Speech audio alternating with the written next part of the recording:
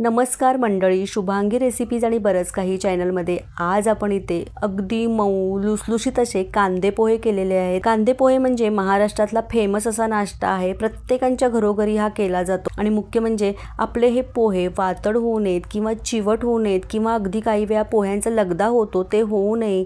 4-5 तासानंतर सुद्धा आपले पोहे मोकळे आणि मऊ राहावेत यासाठी मी ते खूप साऱ्या टिप्स सांगितलेल्या आहेत, त्याच्यामुळे व्हिडिओ शेवटपर्यंत पूर्ण बघा। त्यासाठी सगळ्यात अगोदर मी इथे जाड पोहे घेतलेले आहेत। या प्रकारे हे जाड पोहे असतात। पोह्यामध्ये 2 प्रकार असतात, जाड पोहे आणि पातळ पोहे। त्यातील हा जाड पोहे कांदे पोहेसाठी वापरले जातात। आता 1 मूठ असे मी जाड पोहे घेतले म्हणजे 1 डिश आपले कांदे पोहे तयार होतात। या प्रकारे मी इथे 5 मूठ घेतलेले आहेत म्हणजे 5 डिश आपले इथे कांदे पोहे तयार होतील। सगळ्यात अगोदर पोहे या प्रकारे चाळून घ्यायचे। पोह्यामध्ये खूप घाण असते, पोह्यांचे बारीक कण असतात, पीठ असतं ते काढून घ्यायचं। हे चाळून घेणं खूप महत्त्वाचं आहे, नाहीतर पोहे आपले करताना लगदा असे होतात। त्यानंतर हे पोहे मी 2 ते 3 वेळा स्वच्छ धुवून घेतलेले असे धुवून घ्यायचे आणि नंतर ह्या अशा चाळणीमध्ये ठेवायचे। खाली मी एक भांडं ठेवलेलं आहे म्हणजे एक्स्ट्राचं काही पाणी असेल तर ते निथळून जाईल आणि 10 मिनटं हे पोहे असेच बाजूला ठेवायचे म्हणजे ते कोरडे होतात, मोकळे असे होतात आणि चांगले भिजतात सुद्धा।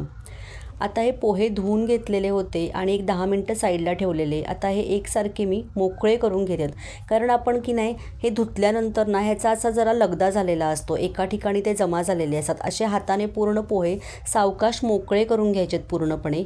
त्यानंतर चवीनुसार ह्याच्यामध्ये मीठ घातलेलं आहे, त्याचबरोबर इथे साखर घातलेली आहे। साखर तुम्हाला आवडत नसेल तर पोह्यामध्ये तुम्ही स्किप करू शकता। मीठ आणि साखर घातल्यानंतर पुन्हा हे एकसारखे मिक्स करून घ्यायचेत।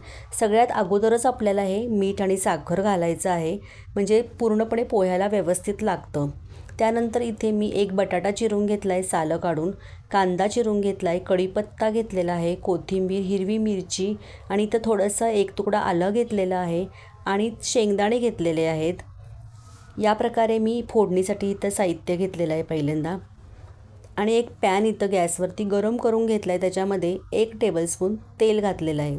सगळ्यात अगोदर आपल्याला इथे शेंगदाणे तळून घ्यायचेत। शेंगदाणे हलकेसे खरपूस सोनेरी असे होईपर्यंत तळून घ्यायचेत म्हणजे ते अगदी कुरकुरीत होतात। पोह्यामध्ये असे कुरकुरीत शेंगदाणे आले ना की चव खूप छान लागते। आता तुम्ही बघू शकता हलकेसे सोनेरी झालेले आहेत आपले शेंगदाणे, तळून झालेत, काढून घेऊया। त्यानंतर ह्याच्यामध्ये मी बटाटे घातलेले आहेत। बटाटेसुद्धा आपल्याला या तेलामध्ये चांगले परतवून असे तळून घेतल्यासारखे करायचे आहेत। मस्त अशी याची चव लागते आणि मुख्य म्हणजे हे अगोदर आपण असे परतवून घेतल्यामुळे ते मऊ होतात आणि मऊ असे बटाटे नंतर आपण त्या पोह्यामध्ये घातल्यामुळे की नाही आपले पोहेसुद्धा अगदी मऊसूत असे छान होतात आणि बराच वेळ मऊ राहतात बटाट्यामुळे। हे बटाटे तुम्ही बघू शकता हलकेसे मी परतून घेते, त्याच्यामुळे काय होतं त्याची टेस्ट खूप छान लागते। सोनेरी असे झाले की याची वेफर्ससारखी टेस्ट येते आणि हे चवीला पण छान लागतात। आता हलकेसे सोनेरी झाल्यानंतर मी हे बटाटे काढून घेतलेत। त्यानंतर इथे मी अजून 1 टेबलस्पून तेल घातलेलं आहे। त्यानंतर ह्याच्यामध्ये मी मोहरी घातलेली आहे। इथे आपल्याला मोहरी की नाही चांगली तडतडू द्यायची आहे। मोहरी तडतडली नाही तर ती कडवट लागते, त्याच्यामुळे मोहरी तडतडल्यानंतर ह्याच्यामध्ये जिरे घातलेत, जिरे पण चांगले फुललेले आहेत। त्यानंतर ह्याच्यामध्ये मी मिरचीचे तुकडे घातलेले आहेत आणि कढीपत्ता घातलेला आहे। आता हे सगळं तळून घ्यायचे। मिरची पण थोडीशी हलकीशी पांढरट अशी होते तळल्यानंतर आणि त्याचा तिखटपणा सगळा तेलामध्ये छान उतरतो। त्यानंतर इथे बारीक चिरलेला कांदा घातलेला आहे। इथे पोह्यामध्ये कांदा जरासा जास्त घालायचा म्हणजे पोह्यांना चव खूप छान येते आणि इथे कांदा खूप जास्त आपल्याला परतवायचा नाही आहे, हलकासा ट्रान्सपरंट असा होईपर्यंत कांदा परतवून घ्यायचा आहे, कारण कांदा जास्तीत जास्त असं पाणी सोडतं आणि त्यामुळे आपले पोहे जास्त वेळ असे मऊसूत राहतात। त्यामुळे इथे जरासा हलकासा कच्चा मी कांदा ठेवलेला आहे। त्यानंतर याच्यामध्ये हिंग घातलेला आहे आणि त्यानंतर इथे मी 2 चमचे भाजलेल्या शेंगदाण्याचा कूट घातलेला आहे। स्टॉलवर जे पोहे मिळतात की नाही ते इतके चविष्ट का असतात, कारण त्याच्यामध्ये त्यांनी भाजलेल्या शेंगदाण्याचा कूट घातलेला असतो। त्याचबरोबर इथे मी अर्धा चमचा इथे हळद घातलेली आहे आणि हळदसुद्धा ह्याच्याबरोबर मिक्स करून घ्यायची। व्यवस्थित हे फोडणीमध्ये मी भाजलेल्या शेंगदाण्याचा कूट आणि हळद मिक्स करून घेतलेली आहे। यामध्येच आपण जे भिजवून ठेवलेले जाड पोहे आहेत ना ते घालायचे। पोहे फोडणीत घालण्याच्या अगोदर ते एकसारखे असे हाताने मोकळे करून घ्यायचे आणि मग घालायचे आणि मग फोडणीमध्ये हे व्यवस्थित पोहे मिक्स करून घ्यायचे, जेणेकरून आपण जो कांदा घातलेला आहे, शेंगदाण्याचा कूट घातलेला आहे किंवा हळद घातलेली आहे, ती पूर्णपणे या पोह्याला व्यवस्थित लागेल. पोहे करताना 1-2-3 टिप्स तुम्ही लक्षात ठेवल्या की नाही तर आपले पोहे अगदी चविष्ट होतात, त्याचबरोबर अगदी मोकळे आणि मऊसूतसुद्धा होतात. मुख्य म्हणजे कांदा जो असतो की नाही तो कच्चाच जरा परतवून जास्त घ्यायचा नाही, अर्धवट कच्चा असा घालायचा. बटाटे याच्यामध्ये घालायचे. बटाटे असे परतवलेले असले ना की ते पोहे अगदी मऊसूत असे होतात. आता इथे मी बटाटे घातलेले आहेत, त्याचबरोबर इथे आलंसुद्धा खिसून घातलेलं आहे.